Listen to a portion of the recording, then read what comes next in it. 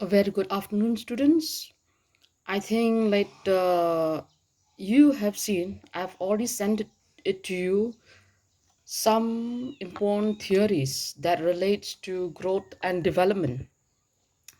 Different economists have developed a variety of theories to explain or to uh, to show how a country grow or how a particular economy reaches the stage of growth and development. Okay, so all these different theories propounded by different economists, they have their own ideas, their own opinions on how those countries grow. Okay, and so one of the theory that I've already sent it to you, it is the classical theory of economic growth. Okay, this is a particular theory that was developed by a variety of classicalists or a variety of classical economists. In this particular theory, the classicalists also try to explain what are the important things or what are the factors that do play its part, okay, in taking the economy towards the path of growth, towards the path of development. Now let's just have a look at certain important points as stated in the classical theory, as stated by the classicalist.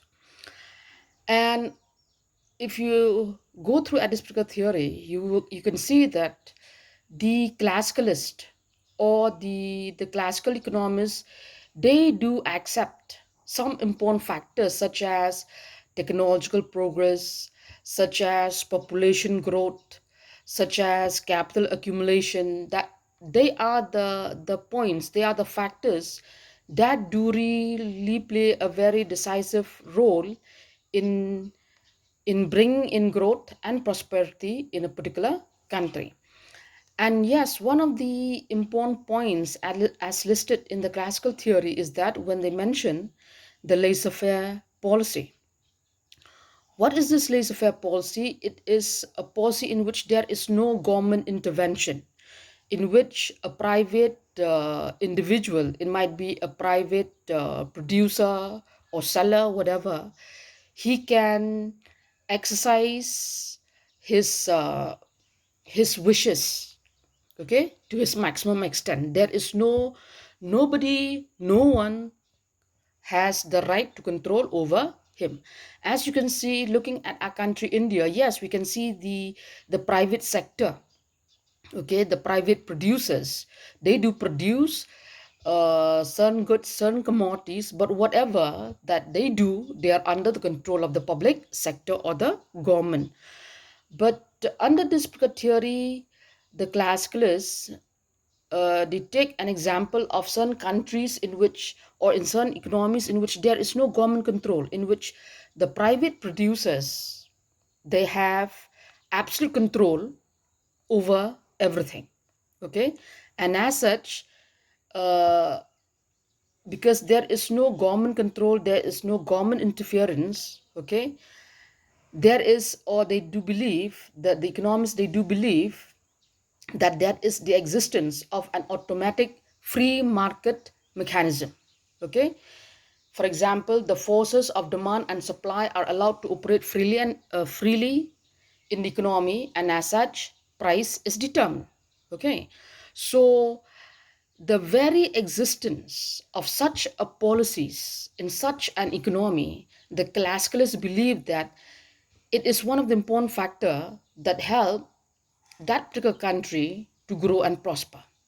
Because as we learn, as we know, like each and every aim of a private individual or a private producer, his aim, it is to maximize his profit.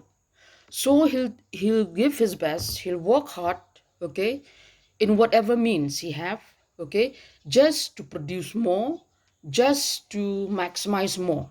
So in the end, if that happens, if all the producers do that, okay, the economy in general will gain. That means the economy in general will, the prosperity in the country or the prosperity in the economy will increase.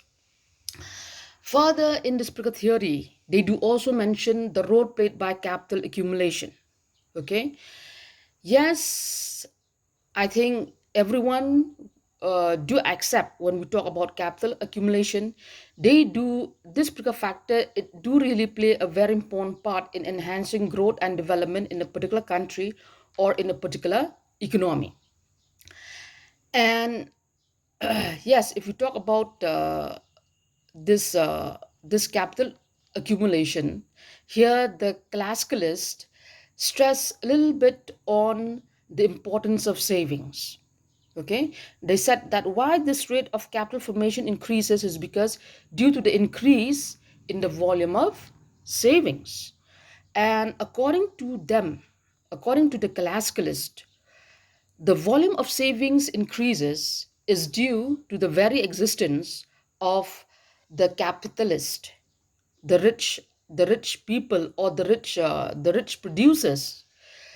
The classicalists believe that the capitalists do play a very important part in raising the volume of savings in a particular country or in a particular economy, and as such, this itself it results to an increase in the rate of capital accumulation. And they also these classicalists they don't recognize the importance of the working class or the working groups or the working sections, because they realize that these workers or the working class people, okay, they contribute less towards the volume of savings. Why? Is because their income is too small, their income is too less, and as such what happened was their importance uh, is not felt by the classicalist, in which the classicalists gave utmost importance to the capitalist who play a very decisive role in raising the volume of savings and, yes, in raising the rate of capital formation in a particular country or in a particular economy. Furthermore, the classical theory states something about the role of profits. Okay, the classicalists believe that that this profit, okay, that are being enjoyed, that are being earned by the producers, they do play a very important part in a particular country, in a particular economy. Because why or how? Once the profit is at a maximum, more will be the volume of investment.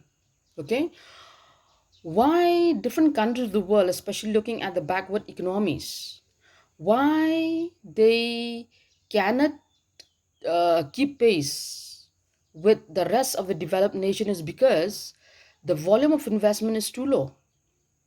Okay, so if the volume of investment increases, the others will follow on.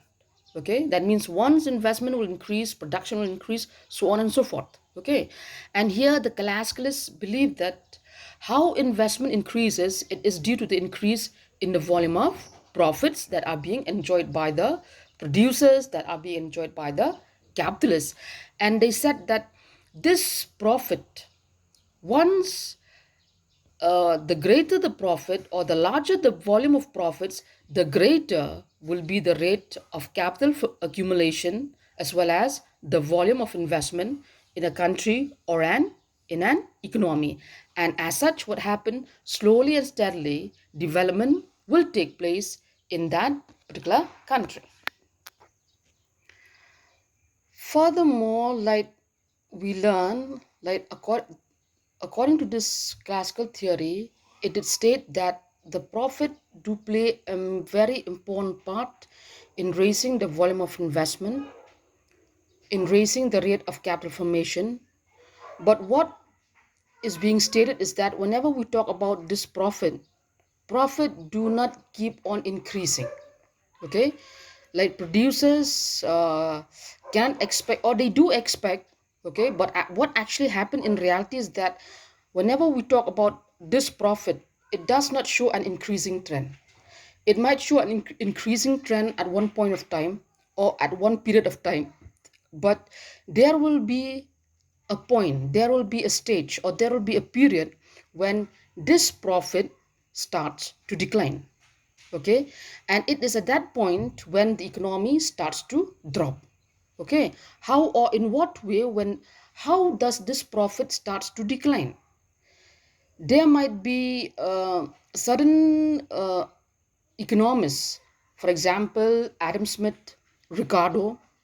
Okay, they do state in this particular theory, like, slowly and steadily there will be a tendency for this profit to decline. Why? Is due to competition. Okay, if you talk about that particular country or that particular economy in which there are no government control, in which we have so many producers, we have so many capitalists, okay, rich producers. Okay, the aim of each and every capitalist, it is to maximize profit. So if I wanted to obtain the maximum profit, I need to compete with my fellow rivals. Okay, so due to this competition, because there are so many producers, there are so many capitalists, all their aim, it is to maximize profit. One try to compete with the other.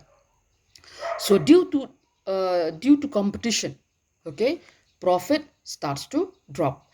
And another point, as stated by Ricardo, he said that due to the increase in wages. Okay, yes, what we learn is that if you talk about a laborer or a worker, he'll be paid at a wage which is at a subsistence level. What is that subsistence level? It is a rate at which, just for him to survive, okay, just to get enough money to buy food, some clothing, shelter, so on and so forth. That means a minimum wage rate, which is referred to as a subsistence wage. Okay, but as time went on, what happened was, if we talk about the workers, their numbers do keep on increases due to the increase in population. Okay, and once the number of workers keep on increases, their power also starts to increase. Okay, because now there are many numbers, they do have enough power to voice their demand. For example, demand for a high wage, so on and so forth. So many times the producers, they have to accept to their demand. Okay, so once these workers are being paid with a higher wage, what happened was, the profits that went to the pockets of the capitalists will get lower or will decline. So this is how a situation, when profit tends to decline, and slowly this itself will take an economy towards a stationary state or a stationary stage. What is that stationary stage? Okay, what we learn is that, yes, profit slowly and steadily starts to decline. Okay, this will affect the volume of investment. This will affect the volume of production. Okay, and so once the volume of investment is affected, once the volume of production is affected, the economy in general will suffer. And the capital accumulation, which did increase at the initial stage, will show a downward trend. And slowly and steadily, once the profit of the capitalists is getting lower and lower, yes, we cannot expect the wage rate that are being enjoyed by the workers to be high. Okay, but instead, the wages that are being enjoyed by the workers will also be at a very, very low level. And all these factors, the decline in the level of profit, a decline in the level of investment, production, so on and so forth, all these will take the economy toward a stationary stage. That means a stage in which there is no change. Okay, in which a stage in which the economy stops to grow, a stationary state. Okay, so all those factors, they will take or they will lead the economy towards a stationary stage or a stationary state. So summing up together, what we can say is that this classical theory opines that at a very initial stages, okay, what happened was, there is a tendency for an economy to grow. Therefore, summing up this particular theory, what we can say is that yes, at the very earlier stages or the initial stages, there are full chances for the economy of our country to grow and prosper. Why? It is due to the increase in the level of profits, due to the improved techniques of production, due to the increase in the rate of capital formation, and so many more. Okay, at that point of time, the economy did show an increasing rate of development. But as time passed by, what happened was this profit that we did talk, which did play a very important part in affecting the level of investment, slowly and steadily start to diminish or become lower and lower. And so once this profit is affected, this will affect other factors, okay, or it will affect the economy in general. How? If profit start to decline, it will bring about a reduction in the level of investment. This will affect the technological progress in a particular country, okay, and will also lower the rate of capital formation. And this again will take the economy slowly toward the stage where there is no growth and no progress, or what is referred to as the stationary state as sets in as stated by the classicalist.